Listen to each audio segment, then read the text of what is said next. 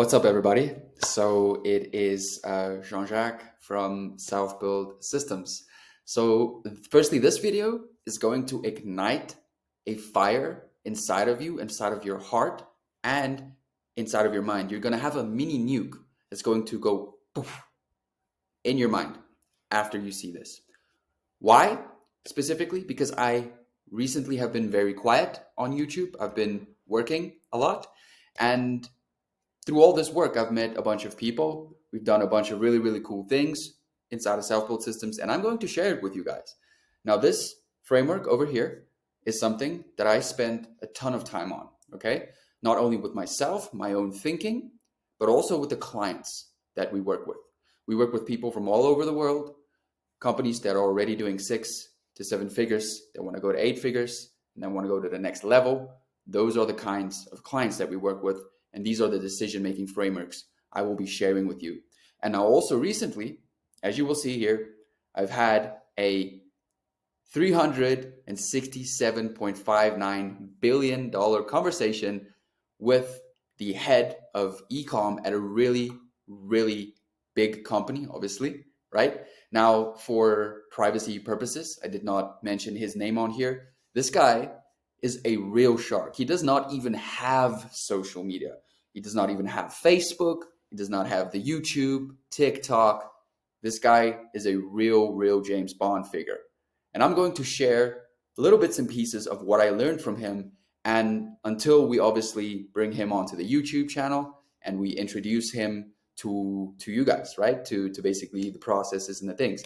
So here is what we learned, right? So we're going to be looking at how to make $1 million decisions, and obviously possibly $1 billion decisions, because if you can make $1 million decisions, you are then able to study different frameworks, different decision making, right, which will allow you to see the world differently, and also be able to optimize your life in such a way, your decision making in such a way where you will be able to absolutely dominate your domain, your market, whatever it is that you want to dominate, right? So let's get right to it.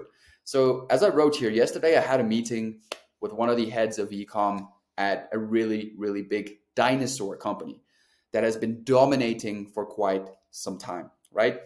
Now, this guy specifically, he graduated top of his class at Howard's University. Now, I see this as the Hogwarts kind of like situation for really, really smart business wizards, right? So very cool to have been able to meet this guy and to have been able to share, mental models, frameworks, ways of thinking, ways of life, ways of doing business, and all that stuff. And this guy is obviously, he's from India, and really cool, really interesting story. So this is what I'm going to obviously be sharing with you guys.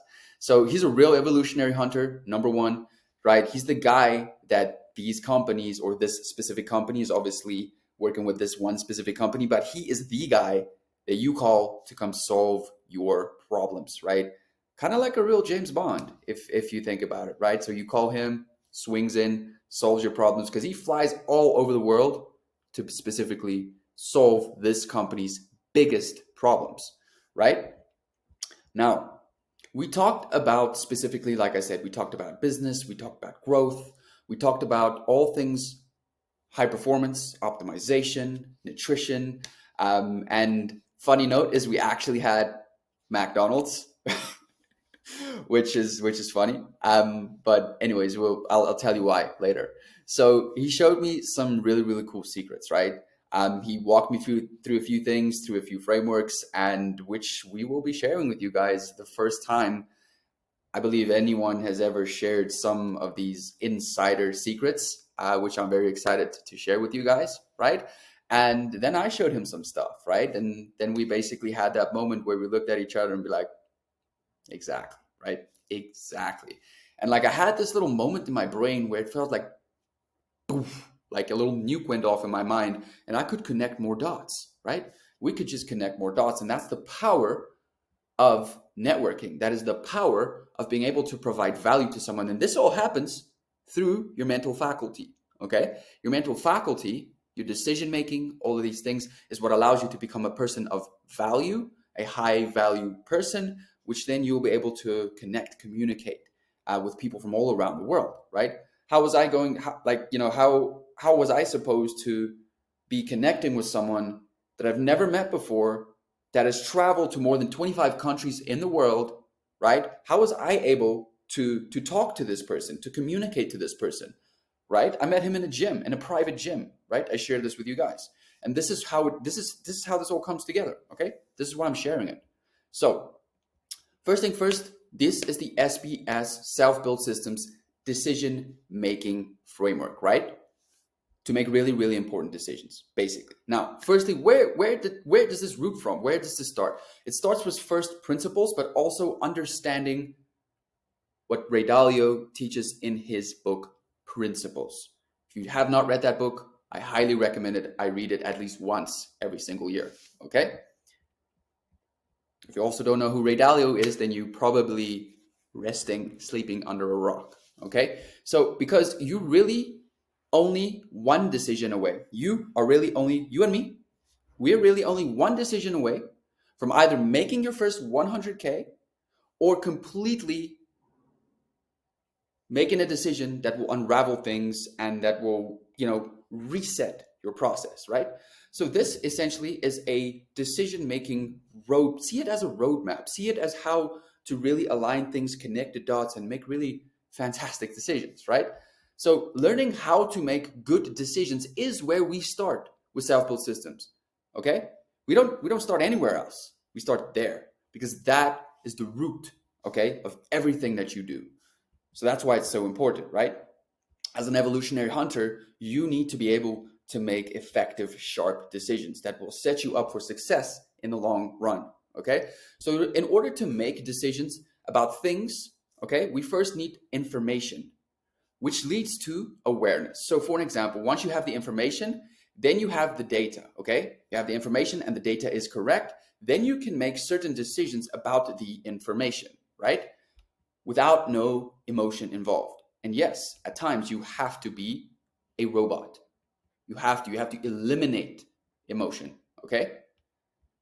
I've talked about this on my YouTube channel, specifically referring to emotional variance, the ups and downs in the entrepreneurial life cycle, or, the dopaminergic spikes, and then, the happy boom situation, breakup, girlfriend, breaks up with you situation, not a good business day, not a good business week, close the deal, close the sale kind of effect on that graph. I've showed you guys that video. I will possibly just link it in the description down below where you can guys go and check that, how I explain that way of thinking, right? So different datas, when you have different data points, you have different outcomes, okay? So use this framework to make the most important decisions in your life. So for an example, who are you going to marry?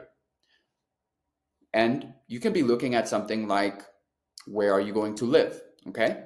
What job are you going to be working? Are you going to pursue entrepreneurship? Can you pursue entrepreneurship? Should you pursue entrepreneurship, right? Or should you be focusing on really becoming the GOAT at what you do? Like, for an example, this person that I just mentioned, right?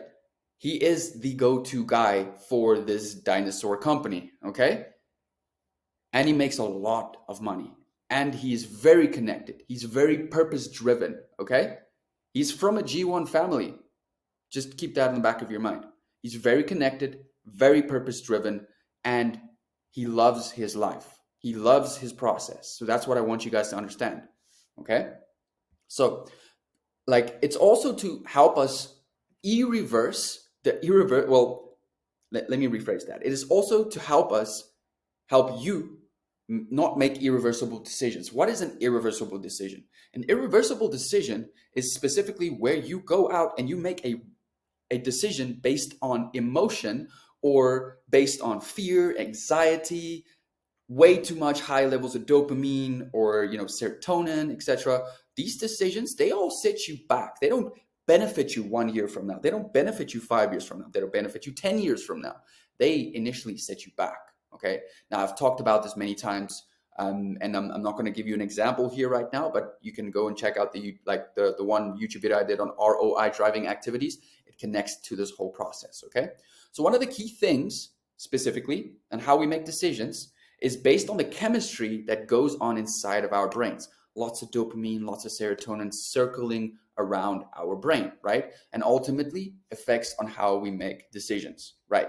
So we as humans are 100% emotional, number one, decision makers, okay? So we have the emotional, the stimuli, okay? And then obviously we have the logical data points, which we then go and collect to back up all of that stimuli, okay? Simply why? To protect the ego, okay? That's why we do not want to be making decisions from that state, okay? We want the stimuli to, and then make the decision, okay?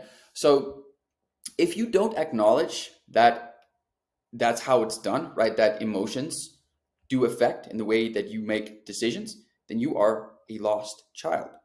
Okay? So, or a lost boy, girl, man, whatever. So, what we first have to do here is we have to identify and we have to catch ourselves, right, in that emotional state. Someone says something offensive to you, walk into a bar, example, right? You walk in with your girl at the bar, someone says something offensive to you. Your ego, because you're with your women, right? Or whatever, other side of the coin. You're with your women. Now someone says something offensive, gives some sort of a comment. Do you go out? Do you like confront the guy? How do you, because you're like, he says something, you're all enraged inside. You're like, how can you say that? That's my girl. And then you like, he tries to punch you, you punch him. Next thing you know, you're in court. Okay? Probably not the best decision that you could have made there. Now that's just a simple example because of an enraged emotion. Okay? So maybe if you want a tissue, if you have a little issue. So if you are angry, it's an emotion. If you are sad, it's an emotion. Those are logical things, right? But we don't always truthfully are aware of them and how they affect the impacts of our lives, right? Because we are humans. We are connected to emotion. That's what separates us from the AI. Hopefully stays like that, right? So if you have emotions, it decreases the speed at which you make decisions. So I once heard that there was this wise old man with a long gray beard, right, that says, rushed decisions love mistakes. Okay? So let's quickly look at it here. When we're making decisions, we have two big biases, okay, that we have to be aware of. We have the confirmation bias and we have the conviction bias. So with the confirmation bias, it's basically the emotional soup in your brain, okay? What happens here is that it will say that this is what it is, how I feel, it makes me feel safe, then your logical brain will go out and search for reasons or data to support that thing, essentially, right? So it's like making an argument towards yourself, okay? So, but the problem is that you may change your argument, but it will not change the reality, okay? So it means that the decision specifically could be good or bad based on the soup, okay, that started that initial thing, as a predisposition towards how we care, okay? Going to gather the data specifically is the second, which is conviction bias. So the second is, as I said, conviction bias, and how convicted, okay, am I that this thing or this decision, okay, how convicted are you? Because the more you believe in it, the more you will want a positive outcome to occur. Read that again, okay? You will purposefully blind yourself because you want to save your ego, as I've mentioned in the top, right? So how will you feel about yourself with this outcome? Is it going to be positive, right? But so you're essentially tweaking it so that you feel good, okay? So that you protect your ego. So, but it does not mean that the positive likelihood of it occurring in your world, okay? What am I saying here? I'm saying specifically that in your brain, what's happening is that you see other people make terrible decisions, right? And you think to yourself, well, heck, why would this guy make such a decision? Or, why would this girl do this? Like, you always hear people say that, right? But in reality, the other people say the exact same thing about you. And that's real talk. Okay. So decreasing the emotional impact, what does that look like? So this is how you decrease the emotional impact, okay, of your decision making. So decisions have basically the decision making, how that impact has on your life. So to be rational, to be as rational as possible, to operate from a stance that will benefit myself and the people around me in the long run. Okay? So here's how you make really, really good decisions. This is the unpacking of the framework on where you have to place yourself. So number one, you need good sleep. Okay? 6 to 8 hours of baby sleep. Okay? Number two, you need to be well fed. Why? Specifically, because when you're well fed, the serotonin levels and the dopamine levels get elevated, okay, in your body, and you feel better after you eat, essentially, right? Your body interprets stress both in the physical and in the emotional. Okay, so in this, it's in the same way as you basically have the stress tolerance factor, where you see people cope through making themselves more resilient to the stress when they eat more. So overeating, essentially indulging into sugary foods that make you feel good, that whole response of things, right? That's why they also sell us these foods, these fast foods, chips, stuff like that. Hey, I eat Pringles every weekend. It's my favorite. But you have to be aware of this, okay, to make these decisions. So, um, why am I saying this? Because what's happening is that we are decreasing the anxiety stressors and the noise that normally will be confound, okay, by the decision making process that will normally start triggering emotions that will lead to finding and nitpicking different data points to then make a supposedly rational decision, okay, that it's there to protect the ego, as I just said, rather than what is going to be actually serving you in the long run. Okay. We don't want you to do yourself a disservice here. So if you can remove yourself from the day-to-day activities, this is the third point here, right? Of your environment. This is why environmental design when you're working is so important, and also why you need to be aware of what happens when you remove yourself out of that environment. Example could be, do you work in the same space as where you, for an example, like chill? Okay, you cannot work and chill in the same spot because there is a relationship there. There are anchors, emotional anchors, experiences connected to a spot. Okay, that's why it's so important that you must be able to simple. Okay, because as I said, there are emotional anchors. So the fourth thing here is, once you have removed yourself from the environment, you want to make the decision from a place of meaning nothing, of not wanting, okay, like desiring or wanting, because the what happens specifically is this here. Okay, it's usually the reverse. It's understanding like the laws of the universe as well. Some, if you whether you believe in that or not. So if you're physically gonna go out and you're going to chase whatever, money, females, whatever it is, right? Then that thing is going to keep running away from you. So if you can make your decisions in the same way, why not apply the same laws of the universe in that fashion? Okay, it's to be able to correlate that in with your decision making, right? Because if you truthfully do not need it and you make a decision from that state, you think different about things. Okay, so what we want to do is we want to remove the emotion and we want to focus on the accurate diagnosis of the situation. That is all that matters, okay? All that matters, okay? Because if you already have everything that you need, you will not be chasing anything, okay? It's all about here because everything starts here. It's all about a battle in your mind, and it's all about winning this thing here first, which leads to decision making. You have that emotional faculty, you have that imagination, which starts here, which leads to your thinking, which leads to your actions, which leads to certain outcomes over an extended long period of time. Okay, so if you helps, let me quickly make my point here. So to really make important decisions, to wrap this all up, is that you want rest, okay? You want to eat, you want to separate, and you want to operate out of a place of needing nothing. So these 4 frames will make you an extremely dangerous evolutionary hunter in the new world. So guys, that's it from my side. This has been Jean-Jacques from Self-Built Systems. And as always, guys, go out into this world, use this information, and go out and make a difference in someone's life. Bye-bye for now. See you guys in the next video.